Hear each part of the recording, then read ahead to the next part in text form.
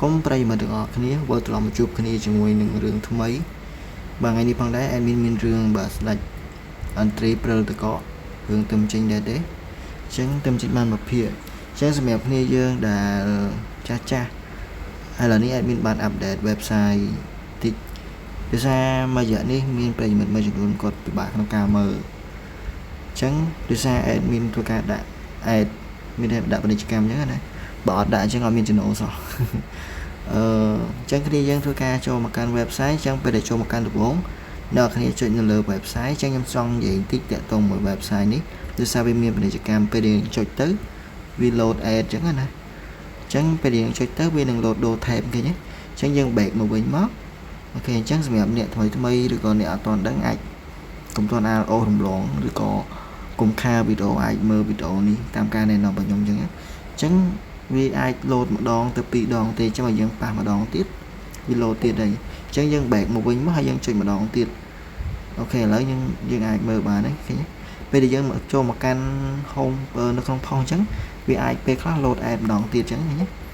អូខេអញ្ចឹងវា back មកវិញមកយើងវានឹង play បាទហើយអញ្ចឹងអត់ពិបាកទេណាមានអត់ពិបាកទេគ្រាន់តែវាមានបញ្ហាក្នុងការ ad លោតរំខានអញ្ចឹងណាហើយមានមកកន្លឹះទៀតអ្នកនរគ្នាអត់ចង់ឲ្យមាន ad ហ្នឹងក៏បានដែរអ្នកនរគ្នាអាចធ្វើការទិញផ្ទាល់ពីខ្ញុំក៏បានដែរអញ្ចឹងអាចមើលតាម Telegram ក៏បានអញ្ចឹងយើងអាចមើលតាម Telegram ក៏បានដែរអត់មានអី ad រំខានទេខ្ញុំដាក់ file វីដេអូឲ្យមើលតែម្ដងអញ្ចឹងណាអញ្ចឹងកាលណាយើងមើលលើ website វាមាន ad load បន្តិចអញ្ចឹងពេលយើងប៉ះវានឹង load អញ្ចឹងប៉ះយើង back មកវិញមក back មកវិញមកយើងអាច play វីដេអូនឹងបានទេអញ្ចឹង ad ហ្នឹងពេលមើលមកសន្ទុះអីដែលយើងប៉ះនៅលើអេក្រង់វានឹងធ្វើការ load ទៀតហើយណាអញ្ចឹងយើង back មកវិញមកពេលដែលសិនវា load do tab អញ្ចឹងណាអូខេឧទាហរណ៍ថាយើងប៉ះម្ដងទៀតនេះវា load ទេយើង back មកវិញមកហើយរឿងហ្នឹងយើង play auto កំពុលក្បាច់កុនដល់ងឹតងល់មកវិញមកវាន់ចិត្តអីបើសិនអ្នកគ្នាមានចងល់កន្លែងណាអត់យល់អាច comment នៅក្នុងក្រុមវីដេអូហ្នឹងប្រាប់ខ្ញុំតិចក៏បានដែរណាហើយសម្រាប់អ្នកគ្នាអត់ចង់ load ad ដូចខ្ញុំបញ្ជាក់អញ្ចឹង